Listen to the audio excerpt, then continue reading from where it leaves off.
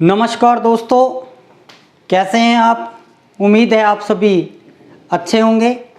आज से अपने +2 कक्षा 12 का इतिहास है वो प्रारंभ कर रहे हैं। तो कक्षा 12 का जो इतिहास है, सबसे पहले मैं इसमें बात करूंगा इतिहास के पाठ्यक्रम की और इतिहास के परिचय की। अब देखिएगा, यदि अपने इतिहास के परिचय की बात करते हैं तो इतिहास के परिचय के अंतर्गत सबसे पहले अपने को पता होना चाहिए समय की गणना।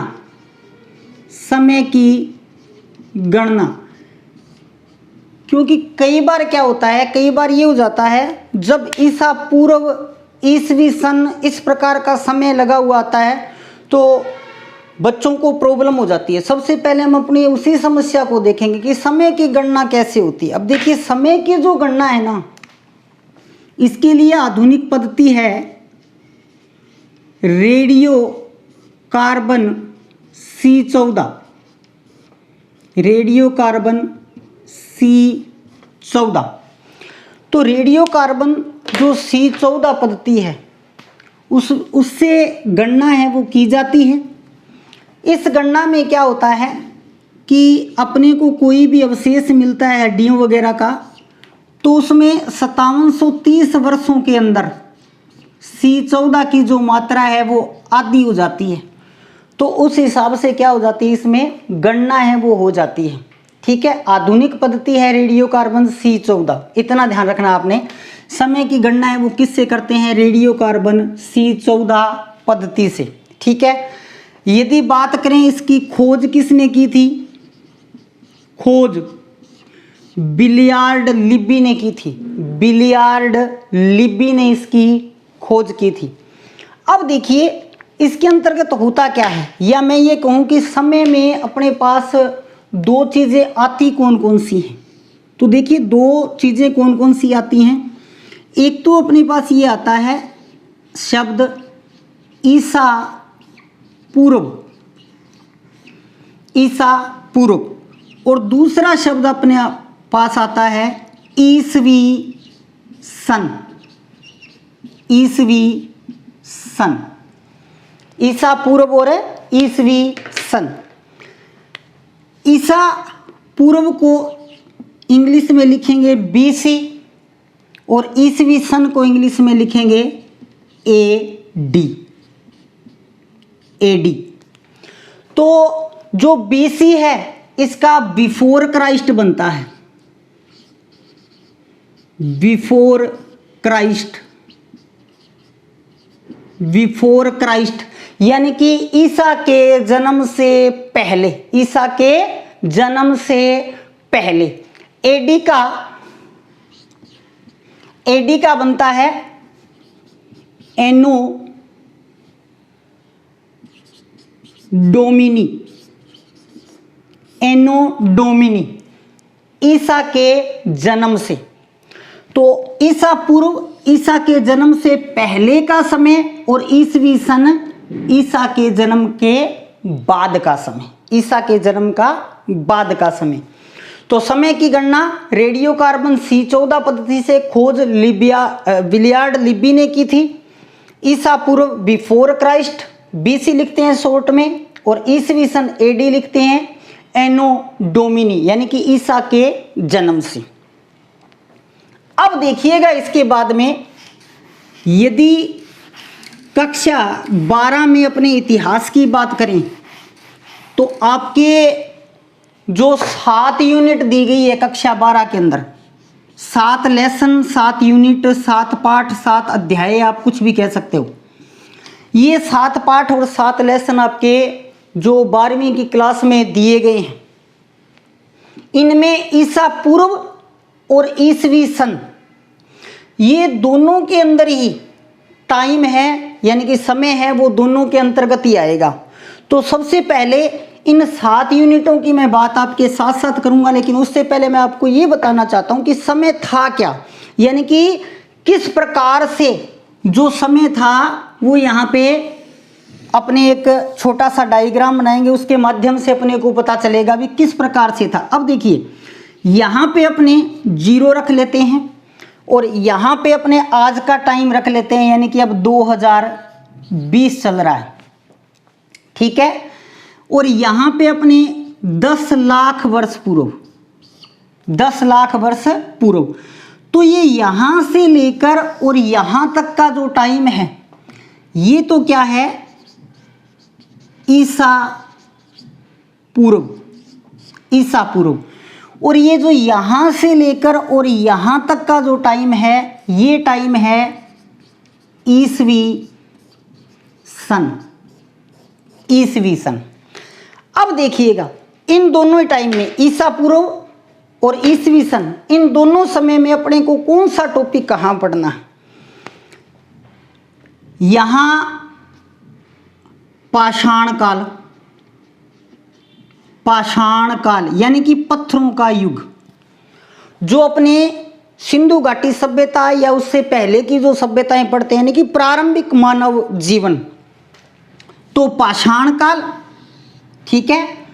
दूसरा आ जाएगा आपका अधा ऐतिहासिक काल, अधा ऐतिहासिक काल, यानी कि आप कह सकते हो यहाँ पे आपका आ जाएगा सिंधु घाटी सभ्यता, सिंधु घाटी सभ्यता। और यहाँ से आपका ऐतिहासिक काल स्टार्ट हो जाएगा, ऐतिहासिक काल, ऐतिहासिक काल यानी कि वैदिक सभ्यता, वैदिक सभ्यता। तो देखिए थोड़ी सी मैं इनकी बात कर लेता हूं। पाषाण जो काल है इसके भी 3 पार्ट हैं आपके सामने। पाषाण काल के 3 भाग हैं। कौन कौन से 3 भाग हैं? प्रारंभिक पाषाण, मध्य पाषाण और नव पाषाण, ठीक है। डिटेल में अपने बाद में चलेंगे। आधा ऐतिहासिक काल सिंधु घाटी सभ्यता पढ़ेंगे और ऐतिहासिक काल में अपने वैदिक सभ्यता पढ़ेंगे। तो ये जो सारा टाइम पीरियड है ये आपका ईसा पूर्व आएगा। ये टॉपिक आपने कक्षा 12 के अंदर ईसा पूर्व के अंदर पढ़ने हैं। इसके अलावा और क्या पढ़ना है आपने ईसा पूर्व के अंदर? यहाँ पे यूनानी आक्रमण, यानी कि यूनानी जो लोग आए थे, शक, कुषाण और मौर्य काल, शक, कुषाण और मौर्य काल, ये 4-5 टॉपिक है ना, वो आपने क्या करने हैं ईसा पूर्व में पढ़ने। इसका ध्यान रखना है आपने। अब देखिएगा इसके बाद में जैसे ईसवी सन स्टार्ट होता है आपने कक्षा 12 में कौन कौन से टॉपिक पढ़ने हैं। तो जो कुषाण है या शक हैं वो बाद में भी रहे, पहली और दूसरी शताब्दी में। तो ये वाले जो टॉपिक हैं शक और कुषाण, ये आपने यहाँ भी पढ़ने हैं, ये आपने यहाँ भी पढ़ने हैं। उसके बाद में यहाँ आपने पढ़ना है गुप्त काल, गुप्त काल, ठीक है। गुप्त काल के बाद में आपने पढ़ना है यहाँ पे हर्ष, यानी कि मध्यकाल, हर्षवर्धन। हर्षवर्धन के बाद में आपने यहाँ पर विदेशी आक्रमण पढ़ना है, यानी कि अरब आक्रमण 8वीं शताब्दी के अंदर, ठीक है। 8वीं शताब्दी के अंदर आपने क्या पढ़ना है? यहाँ पे अरब आक्रमण पढ़ना है, अरब आक्रमण। फिर आपने क्या पढ़ना है यहाँ पे? राजपूत युग, राजपूत युग। राजपूत युग के बाद में आपने क्या पढ़ना है? दिल्ली सल्तनत,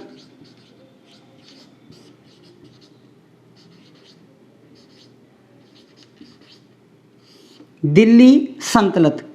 फिर आपने क्या पढ़ना है? मुगल काल। फिर आपने क्या पढ़ना है? ब्रिटिश काल। फिर आपने क्या पढ़ना है? स्वतंत्रता आंदोलन, स्वतंत्रता आंदोलन। तो देखिएगा जो बड़ी बात है भी आपके सिलेबस के हिसाब से आपने ईसा पूर्व में, यानी कि ईसा के जन्म से पहले क्या पढ़ना है? जहां समय की गणना क्या होती है? उल्टी होती है। जैसे 600 ईसा पूर्व, ये भी ध्यान रखना आपने, 600 ईसा पूर्व। 600 के बाद में क्या आएगा, 599 आएगा, फिर 598 आएगा, ऐसे करते करते उल्टा चला, तब वो कहाँ आया, 0 पे आया, फिर 0 से सीधा आएगा 1 2 3 4 5।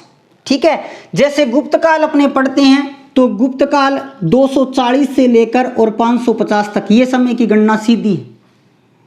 यहां अपने पढ़ेंगे ये सारे समय उल्टा चलेगा, इस चीज का विशेष रूप से ध्यान रखना।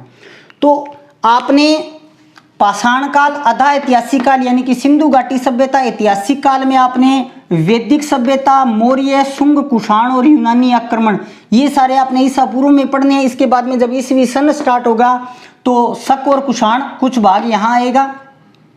गुप्त काल, हर्षवर्धन मध्यकाल के अंदर, फिर अरब आक्रमण, फिर राजपूत युग, फिर दिल्ली सल्तनत, फिर मुगल काल, फिर ब्रिटिश काल यानी कि अंग्रेजी काल, और फिर अपना जो भारत का स्वतंत्रता आंदोलन है। अब देखिएगा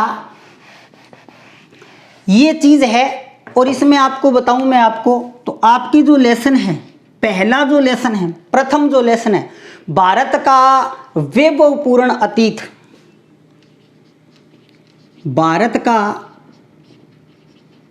अतीत, भारत का अतीत, वैभवपूर्ण अतीत। ठीक है, ये जो लेसन है ये आपकी बोर्ड की क्लास में 10 अंकों का होगा, यानी कि इसमें से 10 नंबर का पेपर आएगा, 10 अंक होंगे। ठीक है, दूसरा है भारतीय इतिहास का स्वर्णिम पृष्ठ, स्वर्णिम पृष्ठ, भारतीय इतिहास का स्वर्णिम पृष्ठ। ठीक है, ये आपके 15 नंबर का आएगा। ठीक है, इसके बाद में तीसरा जो आपके लेसन है वो है बाह्य आक्रमण, या आप कह सकते हो बाहरी आक्रमण, बाहर के जो विदेशियों ने आक्रमण किया, ये आपके 10 नंबर का आएगा। इसके बाद में चौथा है मुगल आक्रमण, मुगल आक्रमण, ये आपके 10 नंबर का आएगा। फिर आपके 5वां है उपनिवेशवाद, उपनिवेशवाद यानी कि ब्रिटिश काल। उपनिवेश, जब कोई बड़ा साम्राज्य दूसरे साम्राज्य पर अधिकार कर लेता है या एक जाति दूसरी जाति पर अधिकार कर लेती है तो उसे क्या कहते हैं, उपनिवेशवाद कहते हैं। ये भी 10 नंबर का आएगा। ठीक है, इसके बाद में आधुनिक भारत यानी कि भारत का स्वतंत्रता आंदोलन, भारत का स्वतंत्रता आंदोलन, ये 15 नंबर का आएगा। ठीक है, इसके बाद में राजस्थान का स्वाधीनता आंदोलन या एकीकरण, यानी कि राजस्थान का स्वाधीनता आंदोलन कह दो आप या स्वतंत्रता आंदोलन कह दो। ठीक है, स्वतंत्रता आंदोलन और क्या चीज, एकीकरण, 10 नंबर का। ठीक है, 10 नंबर का। अब देखिए 10 और 15 25 और 10 35 और 10 45, 45 और 10 55, 55 और 15 70, 70 और 10 80, 80 नंबर का आपका बोर्ड पेपर होगा, प्लस 20 जो नंबर होते हैं वो शतरंग के रूप में आपसे विद्यालय है वो भेजता है। अब मैं इसी चार्ट के ऊपर आपको बात कर लूं भी किस में आपने क्या और कैसे पढ़ना है। ठीक है, तो देखिएगा पहला जो आपका लेसन है भारत का अतीत, इसमें क्या आएगा, इसमें आपके आएगा एक तो इतिहास को जानने के अपने पास स्रोत कौन कौन से हैं, यानी कि इस पाषाण काल को या सिंधु घाटी सभ्यता को या वैदिक सभ्यता को अपने जानेंगे किस चीज़ों से, जैसे सिक्के हैं, ग्रंथ हैं, स्मारक हैं, लेख, अभिलेख, गुहा लेख। ठीक है, जितने भी ग्रंथ हैं वो सबका डिवाइडेशन है, वो सारी बातें इसमें आएंगी पहले लेसन में। और इसी पहले लेसन के अंदर ही आपकी 2 चीज़ें और हैं, कौन कौन सी, एक तो है आपका पहले लेसन में सिंधु घाटी सभ्यता और दूसरा है वैदिक सभ्यता। तो इतिहास को जानने के स्रोत यानी कि सिक्के, लेख, अभिलेख और सिंधु घाटी सभ्यता और वैदिक सभ्यता, ये अपने पढ़ेंगे पहले पाठ में। तो ये कुल मिला के तीनों ही जो चीजें हैं, इतिहास को जानने के स्रोत, वैदिक सभ्यता और सिंधु सभ्यता, ये आपके 10 नंबर की है। ओके। दूसरा पाठ स्वर्णिम पृष्ठ यानी कि भारत का स्वर्णिम जो इतिहास है, ये 15 नंबर का है। इसमें देखिए क्या क्या है।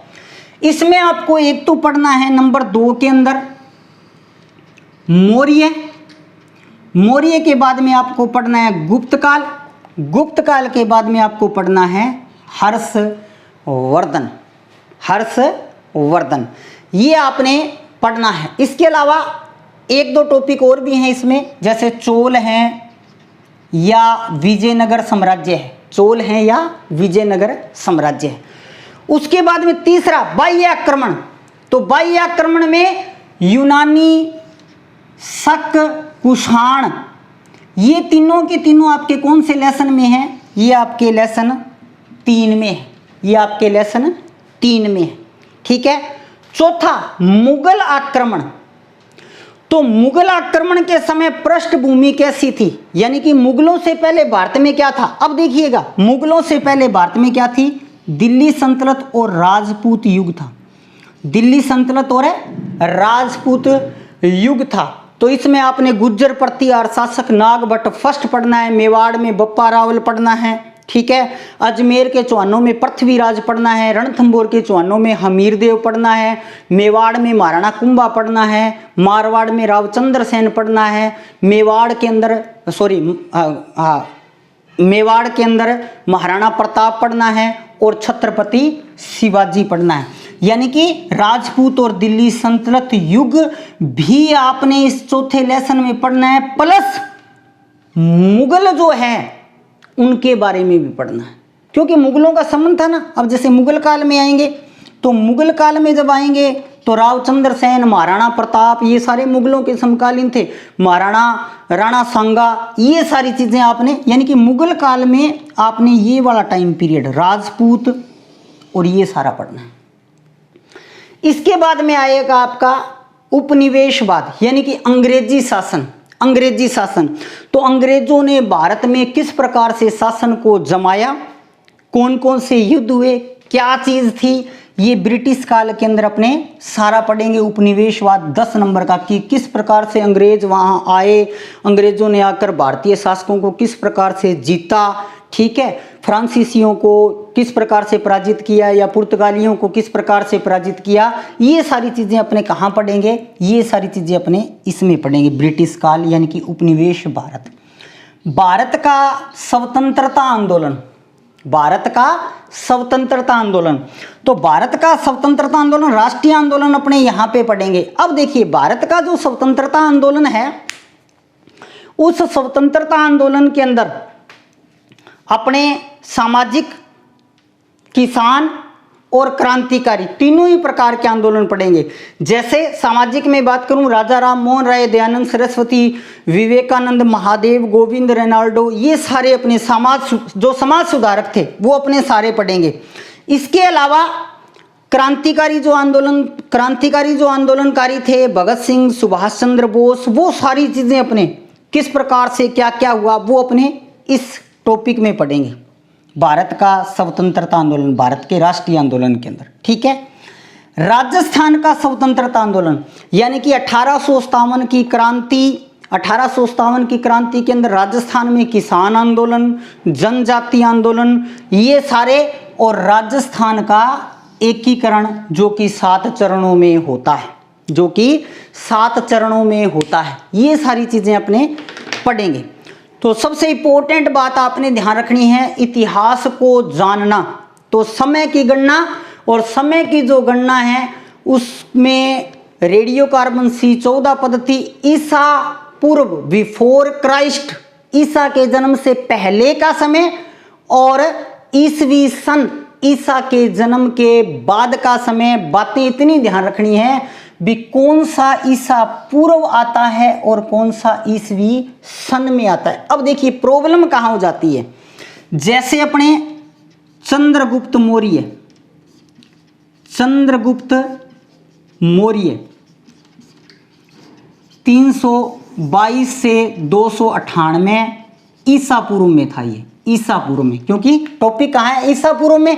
समय कैसे चल रहा है, उल्टा चल रहा है। 322 से इसमें बना 98 तक उल्टा रिवर्स काउंटिंग चल रही है। ये देखो यहां बताई थी आपको, ठीक है। अब यहां आएगा गुप्त काल में चंद्रगुप्त प्रथम, चंद्रगुप्त प्रथम 320 से 335 ईस्वी, ये समय सीधा चलेगा। तो कई बार प्रश्न आ जाता है और उसमें ऑप्शन होता है चंद्रगुप्त मौर्य भी होता है, चंद्रगुप्त प्रथम भी होता है, चंद्रगुप्त द्वितीय भी होता है। तो सबसे पहले अपने को ये जानना है कि कौन सा ईसा पूर्व में है और कौन सा ईसवी सन में है। यानी कि अपने जब पढ़ना स्टार्ट करेंगे अपने को ये पता होना चाहिए कि अपने ने ये टॉपिक ईसा पूर्व में पढ़ने हैं। तो आपने ईसा पूर्व में क्या पढ़ना है, इतिहास को जानने के स्रोत, सिंधु घाटी सभ्यता, पाषाण काल, वैदिक सभ्यता, यूनान, शक, कुषाण और मौर्य, ये ईसा पूर्व में पढ़ने हैं। ईसवी सन में आपने क्या पढ़ना है, शक, कुषाण, गुप्त, हर्ष, राजपूत युग, अरब आक्रमण, दिल्ली सल्तनत, मुगलों के साथ राजपूतों के संबंध, अंग्रेजों ने कैसे राज्य स्थापित किया, भारत का स्वतंत्रता आंदोलन यानी कि भारत में 1857 की क्रांति, उसके बाद में सामाजिक आंदोलन, वो सारी चीजें, और लास्ट आपके राजस्थान का स्वतंत्रता आंदोलन और राजस्थान का एकीकरण।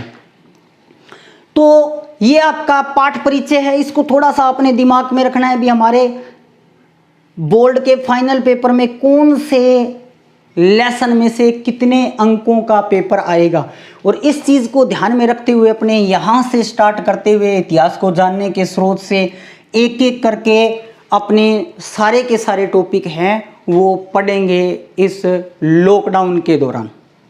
तो जय हिंद दोस्तों, मिलते हैं नेक्स्ट वीडियो के अंदर।